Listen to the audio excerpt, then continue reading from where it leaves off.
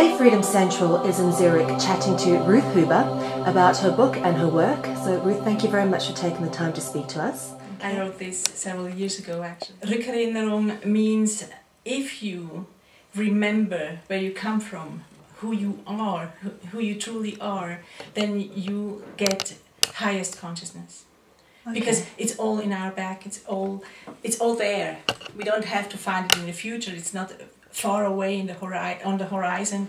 It's in your back, it's in your inside. It's in the past.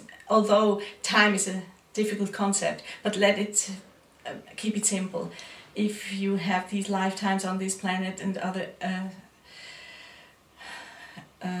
levels of existence, you could go and follow this line and you will find yourself as a divine being, as a completely enlightened being. And that's what this title tries to express. It's all there. How do you advise and train and raise awareness on a spiritual level? Do you have any techniques? Is there any specific ways you go about doing things? Yeah, actually my path that I offer to the people, to the students, is very complete, because if your body is in a very bad shape, you have to start there. You have to really bring it back to a good health, and so I usually start with matter, and I then, because that's the reason why most people come to me, they have their problems in life, conflicts, and they are sad or somehow out of their track. So we have to deal with emotional things also, but it's not a psychotherapy. Most people that come to me have already done psychotherapy. They have done a lot. They mostly have already followed some kind of a spiritual path and have felt that they cannot really continue. There are doubts, there are misunderstandings, and then they come to me. So we start from the bottom, because I'm very much working with the chakra system. Yes. So we have to harmonize the system, but I usually go through this quite quickly, and then I start to teach them the meditation.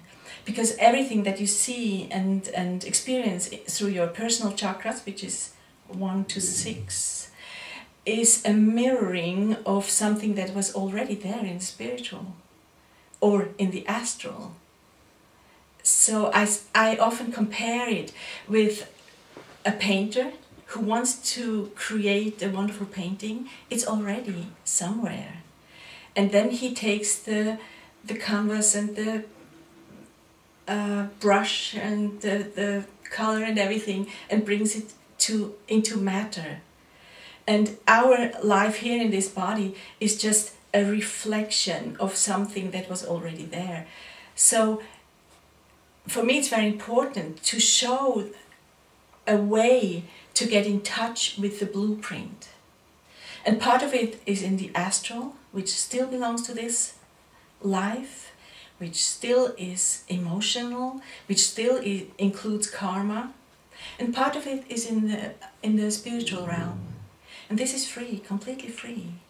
And it's so difficult for people who have been used to a style of living with strong power, intention, emotions, I do this, I do that, to step back from this and become completely silent, without personal intention, but with a perfect love for everything which is there. This is a very, very important step for every being. So I do a lot of meditation with my students so that they get used to this silent and joyful and knowing state of being. This is part of my work, and we come from there, because then you're not caught up in good intention, bad intention. We're going into a state of being where you don't have an intention, where you are. You are what you are. Just are. Yeah.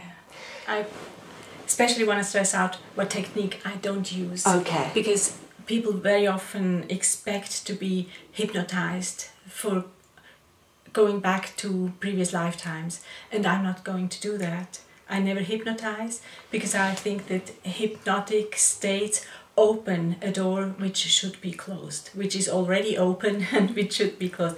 We are easy to be hypnotized and suggest, and I don't know the English word of that. Influenced, yeah. And what I do, I prepare people with all the work I do so that the emotional issues are solved and that they learn to meditate. And then it's very, very easy to just look into the timeline and see it. It all opens up. But if someone is overloaded by emotional stress, how can you go back into another lifetime where your consciousness was more open? It's not possible. These emotional things are standing in the way. So one has to prepare, and one has to learn to meditate, and then it's absolutely easy. Most of my students can even do it themselves. So are you saying through meditation we can access the memories of our past life? Sure. Because as I explained it earlier, my meditation is not something that you just sit and close your eyes and wait until the whole treasure falls into your lap. It's not that way. You do a lot of work. You learn the lessons of these different levels. You free your consciousness until you are free to comprehend what you really are. But it's a way to go. It's a learning process. And when you are completely precise, then meditation is just the last bit where you contemplate on your divine quality. But to get there to this point, you do a lot of work, and this I call spiritual work. Yeah, and this is all on the way, and then you can easily look on your timeline and see what was there.